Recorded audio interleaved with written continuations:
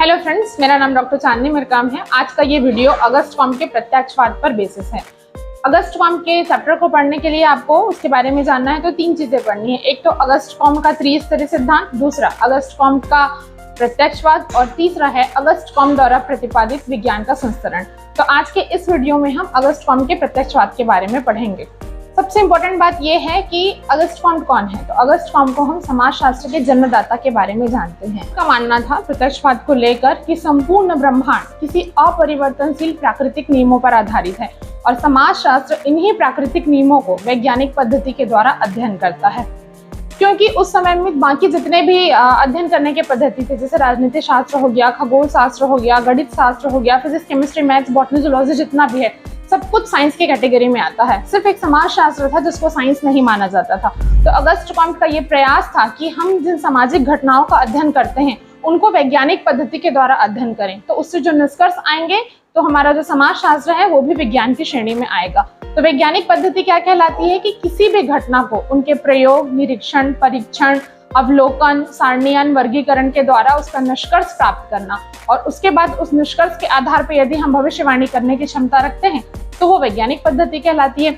जैसे आप केमिस्ट्री में दो केमिकल का रिएक्शन कराते हैं, हाइड्रोजन और ऑक्सीजन लेते हैं, तो निश्चित तौर पर वो पानी बनेगा। ये रिएक्शन आप एक बार करवाएं चाहे 50 बार कराएं, रिजल्ट वही आएगा। उसी तरह से अगस्टकॉम्ब क्या चाहते थे कि जब आप सामाजिक घटनाओं का अध्ययन करें तो उनका रिजल्ट आप जितनी बार करें उतनी बार हर बार उसका रिजल्ट एक जैसा आए। लेकिन क्या ये सोशियोलॉजी में पॉसिबल है? नहीं पॉसिबल है। इसलिए पॉसिबल नहीं है क्योंकि समान परिस्थितियां हर बार एक जैसे नहीं होती। ऋतुएं बदलती हैं, समय बदलता है, परिस्थितियां बदलती हैं और परिस्थितियां यदि बदलती हैं तो उनका रिजल्ट भी हर बार चेंज होगा। जैसे दिन के बाद रात होगा, ऋतुएं बदलेंगी, गर्मी आएगी, सर्दी आएगी, ये प्राकृतिक नियम है। इन प्राकृतिक नियमों को आप और हम बदल नहीं सकते हैं। लेकिन जो सामाजिक घटनाएं घटित हो रही हैं हमारे समाज में, उनका जो रिजल्ट है वो प्राप्त करना है तो वैज्ञानिक विधि का प्रयोग कर सकते हैं। और वैज्ञानिक विधि क्या है? किसी भी सामाजिक घटना का अध्ययन करने का कि आप किसी विषय का चुनाव करेंगे, उस विषय का चुनाव करने के बाद उस विषय से संबंधित जितने भी तथ्य हैं उन तथ्यों को एकत्रित करेंगे, वो हो गया तथ्यों का संकलन। उसके बाद उनका वर्गीकरण करेंगे, वर्गीकरण करने के बाद आप उनका सारणीयन करेंगे और तब कहीं जाके आपको निष्कर्ष मिलेगा। तो पता चलेगा यदि कोई सामाजिक घटना घटित हो रही है तो वो क्यों हो रही है। इसका एक बेस्ट एग्जाम्पल मैं आपको देती हूँ कि प्रत्यक्षवाद क्या कहता है। यदि कोई व्यक्ति आत्महत्या कर लेता है तो उसके रिजल्ट क्या सामने आते हैं। यदि कोई व्यक्ति आत्महत्या करता है तो जो धार्मिक विचारधारा वाले हैं, जैसे कि अगस्टकॉम्ब का एक सिद्धांत था मानव विकास के बौद्धिक स्तर का, उन्होंने त्रिस्तरीय सिद्धांत कहा था। ये जो मानव विकास का बौद्धिक स्तर का त्रिस्तरीय सिद्धांत है, इस वीडियो का लिंक मैं डिस्क्रिप्शन बॉक्स में शेयर कर दूंगी, आप उस चैप्टर को उस वीडियो में जाकर देख सकते हैं। तो उन्होंने मानव के विचार करने की 3 स्तर की चर्चा की थी। पहला स्तर ये है धार्मिक स्तर। यदि कोई व्यक्ति आत्महत्या करता है तो जो धार्मिक क्षेत्र में विश्वास करने वाले लोग हैं, जिनका बौद्धिक विकास सुधर जाता है, वो क्या सोचेंगे कि भाई व्यक्ति अगर जन्म लिया है तो उसको तो मरना है और भगवान ने उसकी आयु उतने ही दिन की करके रखी है, तो वो मर गया या स्वर्ग चला गया, आप उसका अफसोस मत करिए, ये तो तय ही था। ये बौद्धिक विचार करने वाले लोग सोचेंगे। इसी प्रकार से जो तत्वमीमांसा वाले हैं वो लोग सोचेंगे कि व्यक्ति अगर जन्म लिया है तो मरना भी तय है, तो इसका अफसोस क्या करना। तो जब प्रत्यक्षवाद की आप बात करते हैं तो प्रत्यक्षवाद धर्म और कल्पना या तात्विक चीजों से अलग है। ये केवल वैज्ञानिक चीजों पर विश्वास करता है। और तीसरा स्तर है विज्ञान।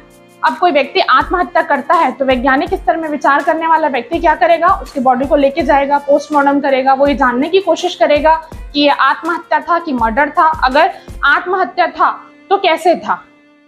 उसने जहर खाया, फांसी लग के मरा, या एक्सीडेंट था तो कैसे एक्सीडेंट हुआ, या मर्डर हुआ तो चाकू डाल के मर्डर किया गया, या किसी और तरीके से, या तलवार डाला गया, या मेडिसिन दिया गया, जो भी उसका रीजन है। प्रत्यक्षवाद में विश्वास करने वाले लोग उस व्यक्ति के आत्महत्या का जो एक्चुअल रीजन है, उसका कारण क्या था, उस कारण को जानेंगे और उसके बाद उसको सबके सामने रखेंगे। तो ये है समाजशास्त्र कि समाजशास्त्र और प्रत्यक्षवाद की जब आप चर्चा करें तो प्रत्यक्षवाद में वैज्ञानिक पद्धति का प्रयोग किया जाता है और उसके बाद जो रिजल्ट सामने आएगा वो साइंटिफिक होगा और हर कोई विश्वास करेगा। हम कह सकते हैं कि प्रत्यक्षवाद का उदय जो है वो मानव समाज को धार्मिक और तात्विक धारणाओं से मुक्त करके सामाजिक तथ्यों को वैज्ञानिक स्तर प्रदान करना है। प्रत्यक्षवाद के 3 भागों की चर्चा अगस्टकॉम्ब ने की है। पहला भाग है विज्ञानों का दर्शन। विज्ञानों के दर्शन में उन्होंने बताया है कि व्यक्ति को अपनी उन्नति के लिए या विकास के लिए अपने प्रयासों पर अधिक बल देना चाहिए, ना कि अपने भाग्य में। तो इस भाग में अगस्टकॉम ने जिन विषयों को रखा है उनमें है समाजशास्त्र, गणित शास्त्र, खगोल शास्त्र, नीति शास्त्र, विद्याशास्त्र। दूसरा पार्ट है वैज्ञानिक धर्म और नीति शास्त्र। इसके अंतर्गत प्रत्यक्षवाद की यह धारणा है कि मनुष्य का जो संबंध होता है वो मानव धर्म से होता है, किसी अलौकिक शक्ति से नहीं होता। और तीसरा पार्ट है प्रत्यक्ष राजनीति। प्रत्यक्ष राजनीति के अंतर्गत प्रत्यक्षवाद ये विश्वास रखता है कि उसे संपूर्ण देश से जो युद्ध है उस युद्ध को समाप्त करना है, यूरोपियन देशों के साथ मित्रतापूर्ण व्यवहार रखना है और एक मित्रत्व राज्य की स्थापना करनी है। ऐसा प्रत्यक्षवाद सिद्धांत के अंतर्गत हमको बताया गया है। तो ओवरऑल आप ये कह सकते हैं कि प्रत्यक्षवाद मानव धर्म को श्रेष्ठ मानता है, बाकी किसी धर्म को, किसी धर्म, जाति, संप्रदाय की बात नहीं करता, तात्विकता की बात नहीं करता है, धर्म के आधार पर विचार करने की बात नहीं करता। वो वैज्ञानिकता को महत्व देता है और ये कहता है कि हर एक सामाजिक घटना का वैज्ञानिक स्तर पर अध्ययन किया जाना चाहिए, जिसका रिजल्ट जो आएगा वो ज्यादा साइंटिफिक होगा। तो इस तरह से यदि हम सामाजिक घटनाओं का वैज्ञानिक स्तर पर अध्ययन करते हैं, अवलोकन, परीक्षण, निरीक्षण, प्रयोग करते हैं, सारणीयन करते हैं, वर्गीकरण करते हैं, तो हमारे समाज शास्त्र को भी विज्ञान का दर्जा प्राप्त हो सकता है, ऐसा अगस्टकॉम के द्वारा कहा गया था। ये जो अभी तक मैंने बताया है ये आपको बीए फाइनल ईयर के फर्स्ट यूनिट का चैप्टर है। आप एग्जाम में अगर कम्पीट कर रहे हैं तो वहाँ पर आप लिख सकते हैं। इसके अलावा आप कोई कॉम्पिटिटिव एग्जाम देते हैं, नेट की तैयारी कर रहे हैं या सीजीपीएससी की तैयारी कर रहे हैं, तो उसके लिए आपको इस चैप्टर से शॉर्ट क्वेश्चन क्या आ सकता है वो मैं बताती हूँ। जैसा इतना जो हमने पढ़ा है उसमें यह आ सकता है कि अगस्टकॉम ने प्रत्यक्षवाद को कितने भागों में बांटा है, तो आपका आंसर क्या होगा ये आप मुझे कमेंट बॉक्स में बताइएगा। दूसरा, समाजशास्त्र के जनक कौन है ये आ सकता है, ये आपको बताना है। तीसरा क्वेश्चन ये बन सकता है इस चैप्टर से कि अगस्टकॉम के प्रत्यक्षवाद में किसको ज्यादा महत्व दिया गया है।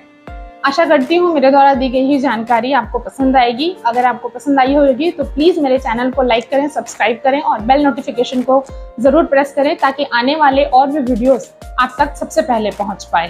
Thank you so much.